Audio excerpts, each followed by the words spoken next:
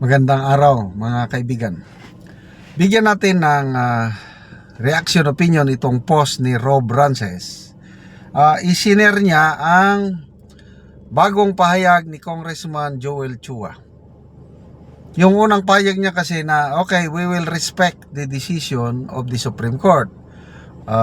Babaguhin namin ang House Rules on impeachment.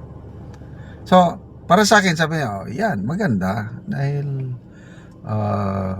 tumatalima sila sa desisyon ng Korte Suprema. Okay, ngayon, may nag-iba ang ihip ng hangin. Sinisita. Kini-question niya na ang Korte Suprema. Ito, Joel Chua, sinita ang Korte Suprema. Kami ang gumagawa ng batas, huwag kayong manghimasok sa rules ng Kongreso. Oh, medyo mabigat. Okay, so ito naman, reaksyon ni Rob Rances sa pahayag ni Congressman Chua na sila daw ang gumagawa ng batas, kaya sinabihan ang Korte Suprema, wag maghimasok. Oh. Sabi, tawa. Ha ha ha ha, bro. Yes, Congress enacts laws but under the doctrine of judicial review.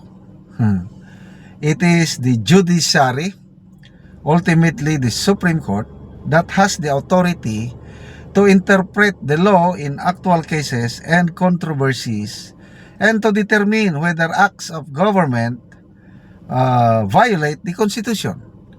Treating the court as nanghihimasok collapses the system of check and balances. Kaya nga may mga batas na pirmado na ng presidente. May mga tao na magsasampa ng petition sa Korte Suprema asking the Supreme Court to nullify, to declare null and void or unconstitutional yung batas na yun. Yes! Gawa lang kayo ng gawa ng batas. Kaya lang, ang binigyan ng kapangyarihan ng konstitusyon natin to determine kung ang batas na yan naayon sa saligang batas, Supreme Court. Very basic naman yun. Okay. So ito, number 1. Separation of powers does not mean Congress decides everything. Separation of powers means each branch has its own sphere, but also that each branch is checked by the others. If Congress could both write the rules and be the final arbiter of their meaning and constitutionality, that becomes self-judging. And that's the very problem judicial review exists to prevent.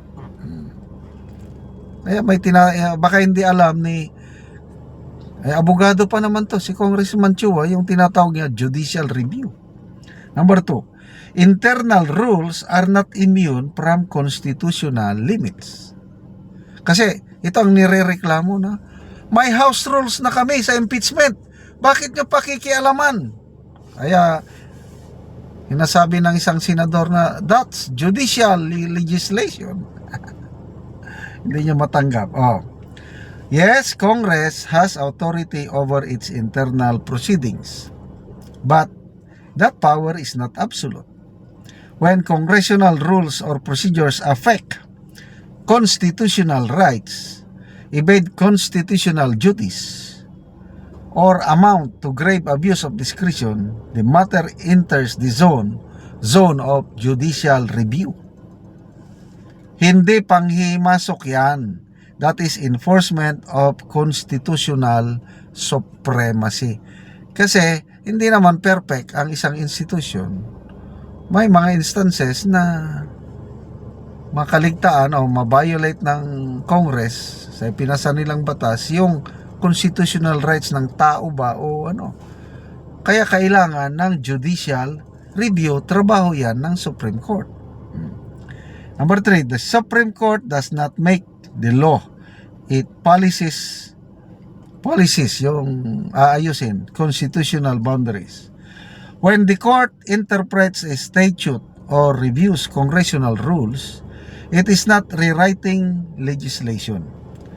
It is doing what constitutional design requires, which is ensuring that government action stays within the four corners of the Constitution, and that no branch uses procedure as a shield against accountability.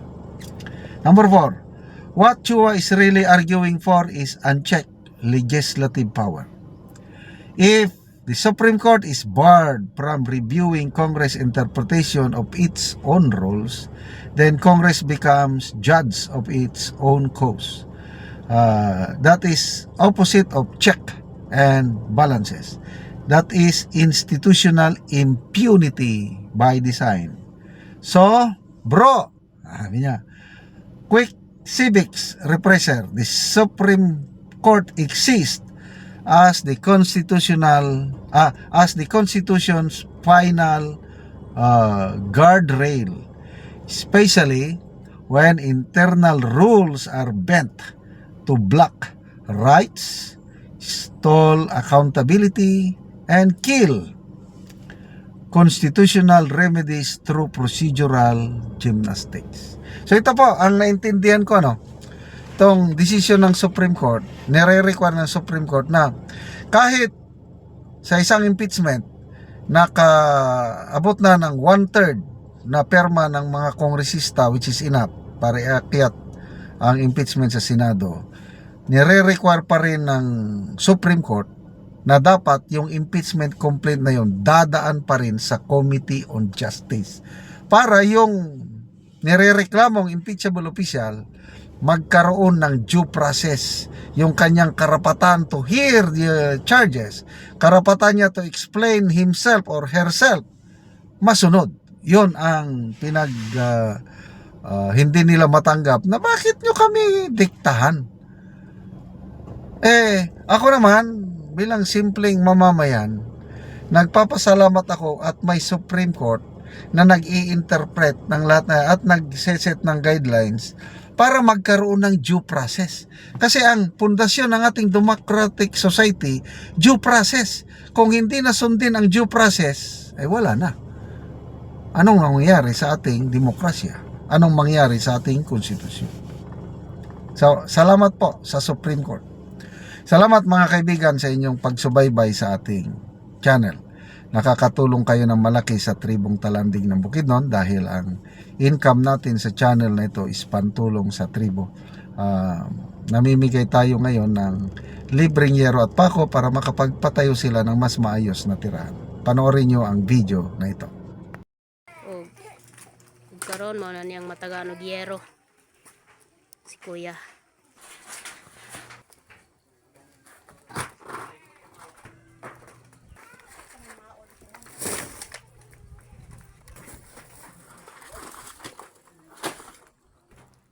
Og mo na ni ang balay ni kuya nga guba na kay gikuanan lang isapahan lang og cellophane kay tulo na gid kaayo pag muulan.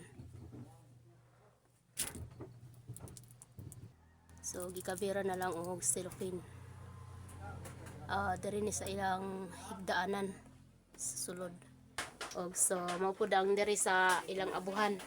Kung mo tulo ay kung muulan mo tulo na gid kaayo kay So mga dagko na gyud ang mga.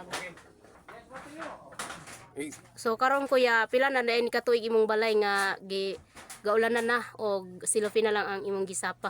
Tulunan sa kun gini, tulunan ni katuig.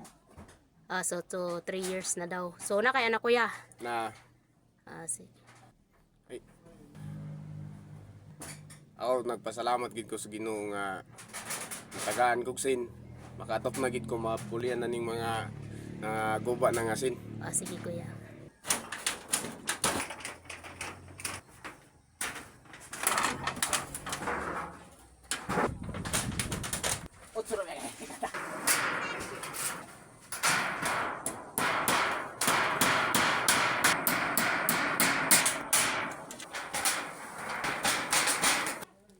So karon na human na gyud og atop ang iyang balay. wala na gyud tulo.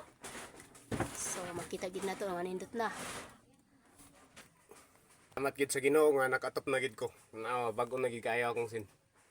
Ug labi na sa nag-sponsor ani, daghang kayong salamat. Sige, salamat Daghang po. pa yung matabangan. Okay, sige, salamat.